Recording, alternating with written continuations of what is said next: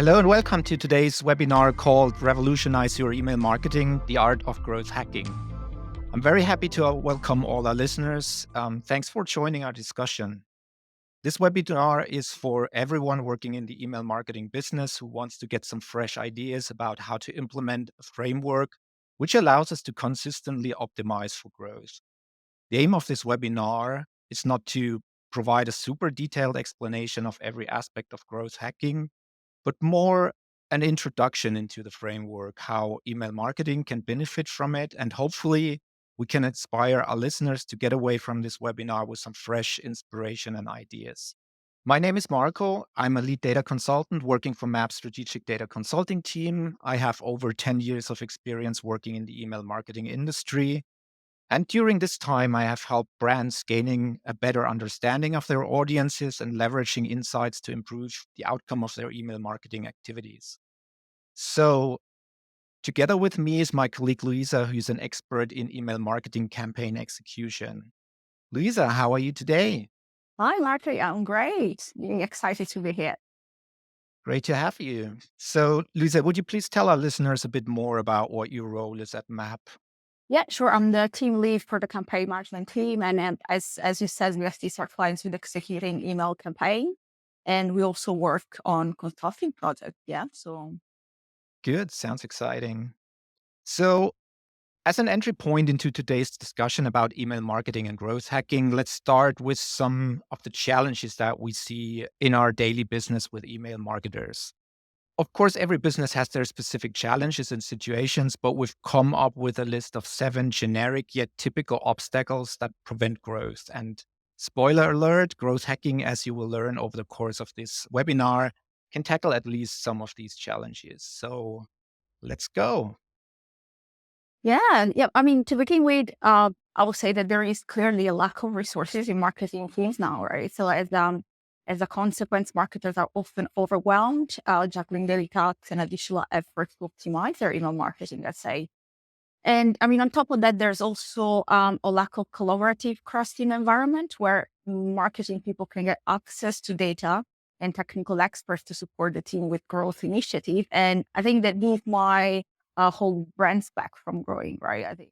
Yeah, I would like to add to this that marketing activities are often fractured and not really aligned with specific business objectives or goals, which can then result in inefficiencies for the brand, but also in fractured user experiences, which can certainly have a negative effect on the ability to grow.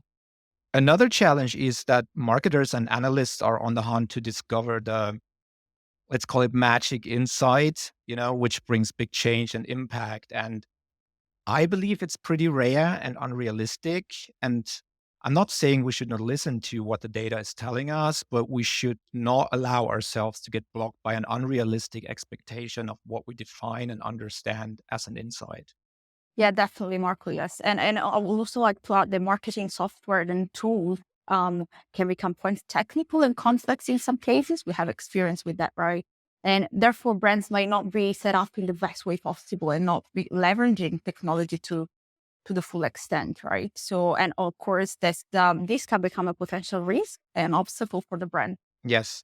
Furthermore, as the digital landscape is getting more complex and marketers are getting like entangled in technical details, sometimes they tend to focus on the use cases that are more complex and difficult to implement instead of really focusing on the basics and low hanging fruits first.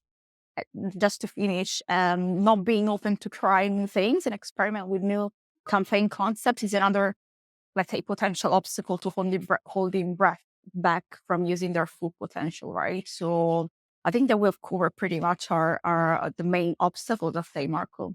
Lisa, about this last point about like not being open and try new things and experiment, I would like to ask you this question from the next slide. Do you frequently test and experiment to optimize various aspects of your email marketing? And I have a couple answers to choose from. Like A, we did an A/B test some time ago. B, we rather base our decisions on gut feeling instead of testing. C, we frequently run A/B tests to find best performing subject lines.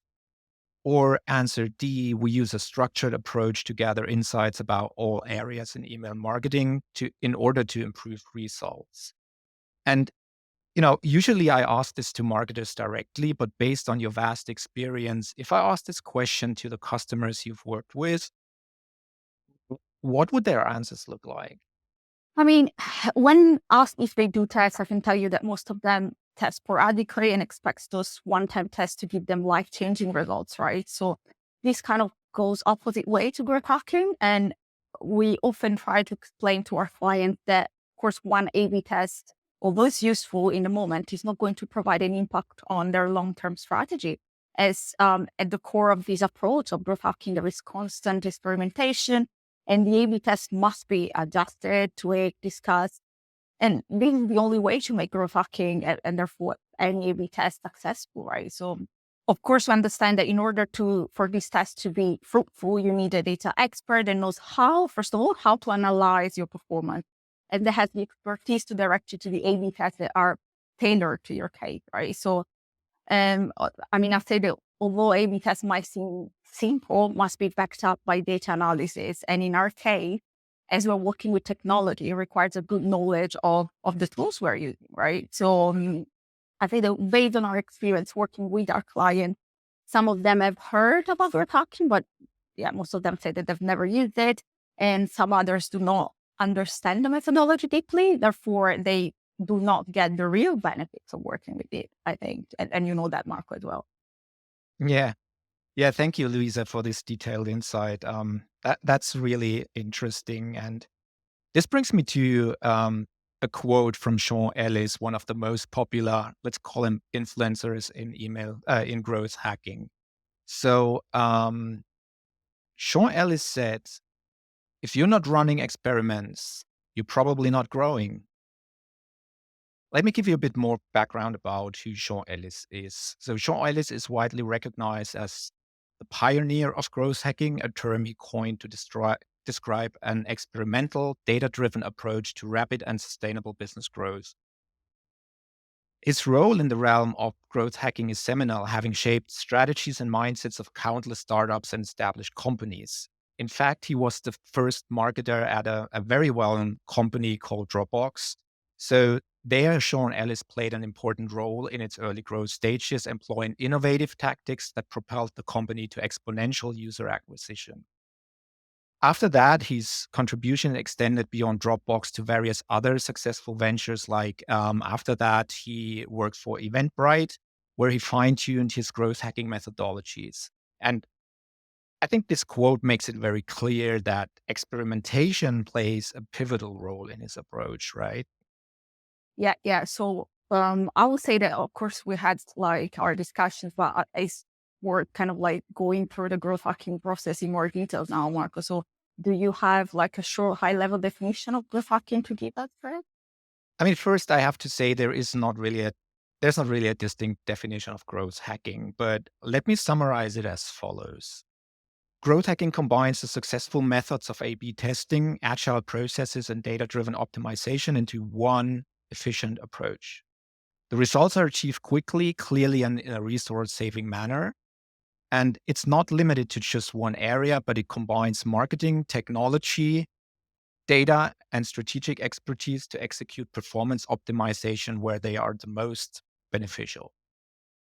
I mean, and going back to like Chanel, he has inspired individuals and organizations to kind of like rethink traditional approaches, right? And embrace the agility and creativity that define growth hacking.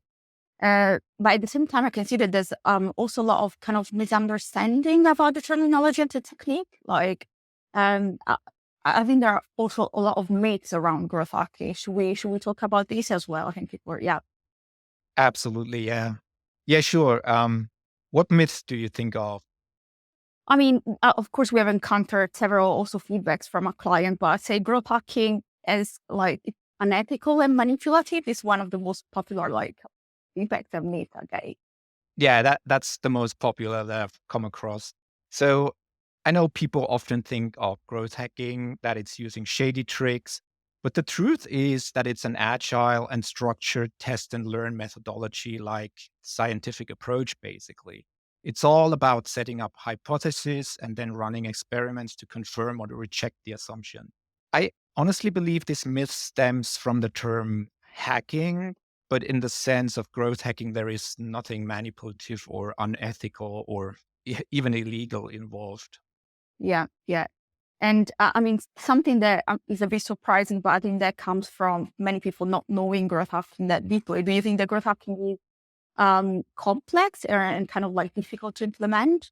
So the reality here is that at the core of growth hacking is a concept of prioritization, which prioritizes experiments on the impact, the confidence, but also on the ease of the use case. Therefore, I mean, growth hacking naturally focuses on the quick and easy growth hacks, the so-called low-hanging fruit. So I can't really see anything complex and difficult here. There's also quite a specific one that we've heard is like growth hacking being only like about acquisition. Yeah, true. So the idea that growth hacking is about acquisition probably comes from the fact that during early times of growth hacking, many hacks focused on acquiring prospects and customers by discovering new channels. In fact, growth hacking should apply a holistic approach, in my opinion. As an example, if you grow your newsletter recipient list, but you're not putting effort into the user activation or the conversion optimization, probably not going to pay off in revenue at the end of the day, right? So therefore, growth hacking definitely needs to focus on all stages of the customer journey in a holistic way. Yeah. Also, we know that growth hacking has been used by many startups, right? But is it only for startups? So this myth is probably also related to the fact that the first companies which employed growth hacking were actually startup businesses. I think this makes a lot of sense knowing that startups are very well known for their creativity and open mindedness, but also for the need for low budget tactics in order to grow in the first place. So, on the other hand, well established brands can absolutely benefit from this framework, as I think these are the companies which may eventually need fresh ideas and concepts the most. So, yeah, I'm truly convinced that every business can benefit from growth hacking. So we try to dismantle these myths here, right? But I would like to give our audience like an idea of the growth hacking process and kind of like try to dive a bit deeper into growth hacking. Yeah, like the first definition that I tried to give you was very high level, basically. So let's go a bit deeper into the process now. Um, so by now, we already know that growth hacking is an efficient approach for improving marketing activities, which relies heavily on experimentation and testing, right? To this, I would like to add a few more important pieces. So, growth hacking is a continuous process of investigation, innovation, experimentation, and evaluation. The core elements include prioritization. We talked about this already a bit. Usage of data, fast execution via A B tests, and an agile, pragmatic process. So now let's dive deeper into the process itself, as you can see on the right hand of the screen. Normally, we begin by delving into historical data to understand campaign performance, identify areas where growth potential exists, such as low user engagement in promotional campaigns, for example. This is the investigation phase.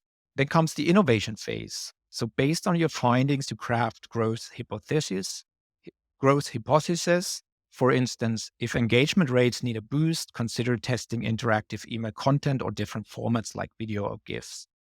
There is a whole range of growth hacks in regard to the email creative, the envelope content, send time optimization, segmentation, and targeting, and the list goes on and on. The core of the growth hacking process is the experimentation, where you test your hypothesis systematically, focusing on one change at a time to accurately gauge results. Keep your testing periods short. Usually, they should be no longer than 1 to 2 weeks. Then, after the experimentation comes the evaluation, where you evaluate the outcome of the experiments and what can be learned from it. Analyze the results to optimize your strategies, and then ideally scale up successful tactics for maximum impact. Does that make sense? Yeah, definitely. And we also have to remember that growth hacking is all about agility, adaptation, and iteration. So by testing, learning, and iterating, you can uncover insights and drive sustainable growth for your business. And I mean, as we can see on the screen, I also would like to stress the importance of the word agile here. It is something that has to be collocated in a bigger picture. If we think about the client, often they come to us with these like big questions or issues, such as why our performance dropped from last year, why did our open rate or click-through rate decrease, and often the cause to these issues is never one, and the client expects an immediate solution to that problem. Yeah, true. As you know, this is a typical scenario where growth hacking fits perfectly, right? And it would be difficult to expect to assess and kind of like overturn a client strategy in such a short time. And what at the same time, growth hacking allows us to move, as I said, with agility by starting with small changes, constant A/B testing based on extensive data check, and this, of course, gives both immediate results and provide useful inputs for a long-term strategy. And it is also, I think, crucial to understand that good results in growth hacking are never only positive results. And I really would like to stress it. Not so, like, also not so positive outcomes to the test are valuable and provide useful insight that can be used for future tasks and can help our clients to better understand their audience. So positive and negative, both valuable. Yeah. Yeah, that's a really good point you're making. I couldn't agree more. I would assume there are marketers listening to this conversation thinking, look, we do run A/B tests on a quite a regular basis. Can we consider this growth hacking? Are we maybe even growth hackers? And of course, there are marketers who have quite a mixed skill set. But from our experience, there are some important differences in the skill set, but also in the mindset, which we would like to stress in the next step, as I believe this will help understand how and why email marketing can benefit from growth hacking and from building up a growth team. So, Luisa, how would you describe the typical skill set and focus of an email marketer?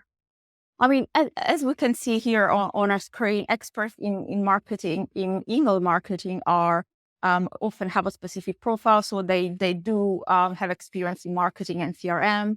As also we do, we kind of like execute campaigns, template designs. O- o- yeah, we do test. We do A/B testing by the sporadic kind of like activity, and also the kind of like reports what we work on are um, surface reports, right? So we report on basic metrics such as open rate, click-through rate. So I think that this is a good email marketing profile. On the other hand, growth hackers usually have a rather broad skill set, including marketing, technology, coding, and data analytics. They mostly focus on identifying growth opportunities through testing as their main objective. I think it's true to say growth hackers live and breathe testing and investigate the full customer journey and user life cycle. And instead of like just looking at surface metrics like open and click rates, for example, they conduct in-depth analysis of marketing data, including user-centric analysis, funnels, user acquisition, retention, for example.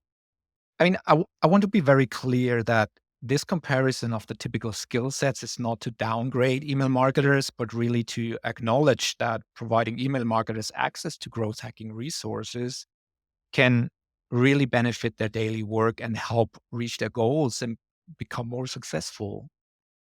Yeah.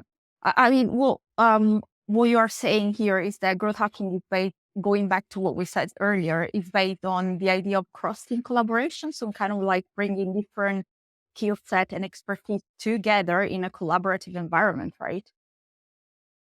Yes, exactly. So we actually call this the growth team. And the growth team consists of experts that cover the different areas of expertise of growth hacking: data, marketing, and technology.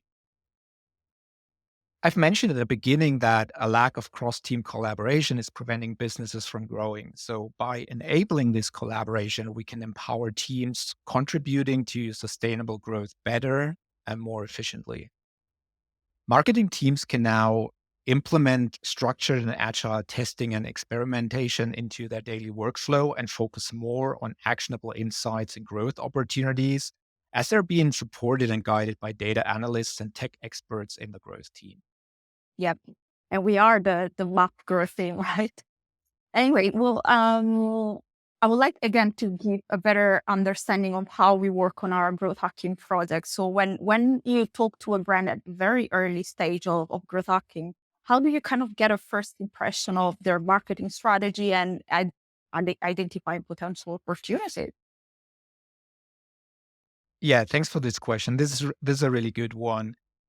So I want to stress that, of course, this is not yet going into the details, right? This is really at the very, very early stage of getting in touch with the customer and trying to find out what he's after. So I mentioned earlier that marketers should approach email marketing holistically, and the pirate funnel can absolutely help with this. The pirate funnel is actually a framework used in growth hacking to analyze and optimize the customer journey. It consists of 5 stages, which are, I would say, pretty popular and are probably well known to marketers in general. But growth hackers have taken this concept and call it the pirate funnel. I'll go into a bit more detail here now. So the first stage is the acquisition. This stage involves attracting potential customers to your product or service through various channels such as social media, search engines, or advertising. In email marketing, this relates to the subscription or the list growth. And a typical question, as generic as this may sound, I would ask a customer is, how do you actually acquire new subscribers? Do you focus on specific channels eventually? And are you aware of any differences in terms of the lead quality between those different channels?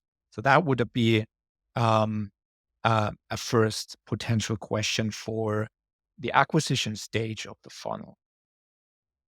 The second one is activation. Once users have signed up to the newsletter list, the activation stage focuses on converting them into active users. This might involve providing smooth onboarding experience or offering a free trial to encourage engagement. In email marketing, this is often handled by a welcome program. I guess everyone working in this area knows what I mean by that. So here, in terms of the engagement strategy, I would like to stress the question: how do you actually engage email recipients? Do you apply a certain strategy to do that? Once users are actively engaged, the revenue stage focuses on monetizing these interactions. This might involve implementing subscription models, selling products or services, or generating advertising revenue. Questions to ask would be all around: how can we achieve to engage recipients in an ideal way? And turn them into customers, into paying buyers at the end of the day, right? The referral stage of the funnel involves turning satisfied customers into advocates for your brand. Encouraging referrals and word of mouth marketing can help drive additional acquisition and growth. And this is actually the stage of the funnel that is very, very often pretty much ignored. So just by asking customers, how do you encourage customers to recommend your products? Um, you may be surprised how many ideas you can already generate. The final stage is retention. Retention is about keeping users engaged, coming back to your product or service over time. This could involve delivering ongoing value, providing excellent customer support, or offering loyalty incentives. So, here again, the question is pretty simple and straightforward. How do you retain customers? And I think this is one that is very often ignored and is such an important one for growth, because if you think about how expensive it is to generate leads, um, if those clients purchase just once and then move on to another brand, this may have cost you more than you have gained. But like, growth happens when you manage to get those users into recurring buyers, right? So this is something that we focus a lot on. By analyzing each stage of the pirate funnel and optimizing the customer journey, businesses can identify opportunities for growth and improve overall performance. Yeah, definitely. This is great, Marco. And when you showed me the Paris funnel, I remember I thought that to do a good job and answer to those usual general questions we mentioned earlier, we the only way to give a reliable solution is to understand all the ins and outs of their activity. Really, yeah, I know this might be a silly example, but it's a bit like when you go to the doctor, right? When you have a symptom, would they be able to know what you had just by looking at your eyes? Not really, right? They will ask you several questions, prescribe several tests, and then possibly find an answer to your problem. And it's the same in this case. If we do provide a quick test and quick solution to your question, we are just prescribing ibuprofen, right? Without giving a long-term benefit to your account. I know it's weird, but I'll help it make sense. Yeah, that's an interesting comparison. Quite like this. Yeah, absolutely. So let's move on with prioritization. I've mentioned earlier that this is such an important concept in growth hacking, right? So basically, once we've come up with the first ideas, understand what growth opportunities are, and detailed out tactics, prioritization is a very important part as it helps you focus on the efforts on the most impactful and valuable experiments. So let's talk about some of the main factors to consider when prioritizing growth experiments. So, first, prioritize experiments that are directly aligned with your growth goals. I know this sounds straightforward, but these experiments are most likely to drive meaningful results for your business.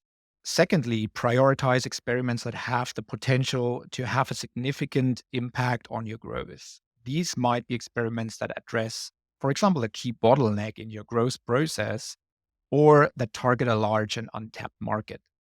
Third, consider the ease of implementation when prioritizing experiments. So, this is also a bit of a no brainer, but some experiments may require a lot of resources and time to implement, while others may be relatively easy and quick to implement and set up. We mentioned earlier already, we try to focus on the low hanging fruits and the basics first because these are really easy and quick to achieve. And then use data and analytics to inform decision making. Um, for example, you might prioritize experiments that are most likely to succeed based on past performance data, or that are most likely to impact key metrics such as user acquisition or retention significantly.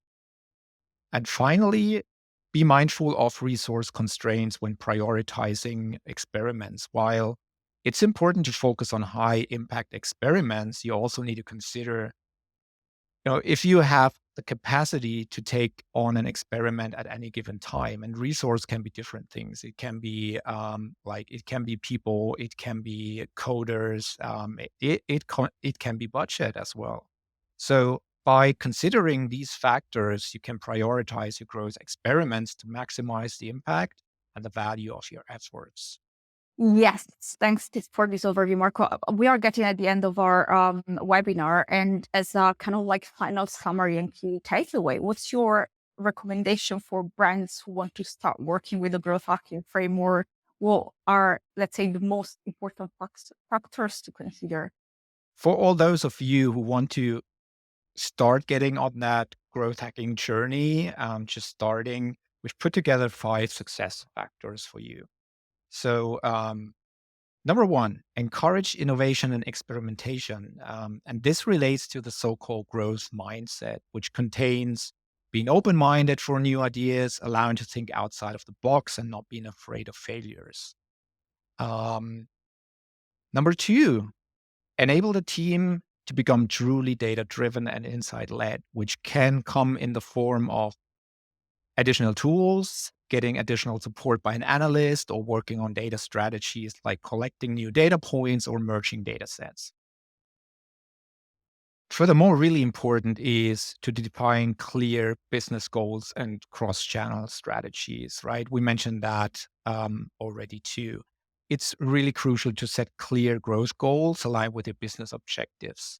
In growth hacking, the main goal is called the North Star metric. We haven't talked about this yet in detail, but this one goal will guide all of your strategies and ensure that all activities contribute to the overall success. I know you like the fourth Yes, one. I do. Consistency is key, right? Um, Growth comes in small steps. It's not always linear. But studies have shown that the more you test, the more you will actually learn and grow. Yeah, it's a message that we try to kind of like give to our clients often. So consistency, yeah, it is important. Yeah. And then last but not least, always evaluate the learnings and celebrate the small wins. We see this in our day-to-day business that email marketers sometimes they A/B test certain elements like subject lines, but they don't really take the time to sit and think about what does that outcome, that result really mean, and how can it inform decision making, and how can it inform our strategy. This is the key takeaway really for all of you guys who want to start. And of course, as often in webinars, I want to take the chance to do a bit of a promotion for our services as well. In case you need support with your growth initiatives, MAP's growth team is your trusted advisor and sparring partner to guide you with best practices and prove, test, and learn approach to generate insights and learnings. We're happy to analyze your campaigns and data to identify growth areas. And of course, we challenge your daily sending habits and help improve your email marketing strategy.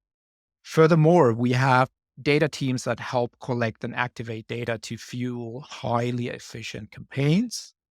And last but not least, of course, Map is a software provider. We give you support getting the most out of your marketing stack. Thank you all for watching our conversation about the benefits of growth hacking and email marketing. We hope you enjoyed it and hopefully got some inspiration for your daily business. In case you have feedback, questions, or would like to use some of the services that I've just presented, don't hesitate to contact us directly or via your customer success manager at MAP. We wish you a nice day and until next time, hopefully. Thank you. Bye.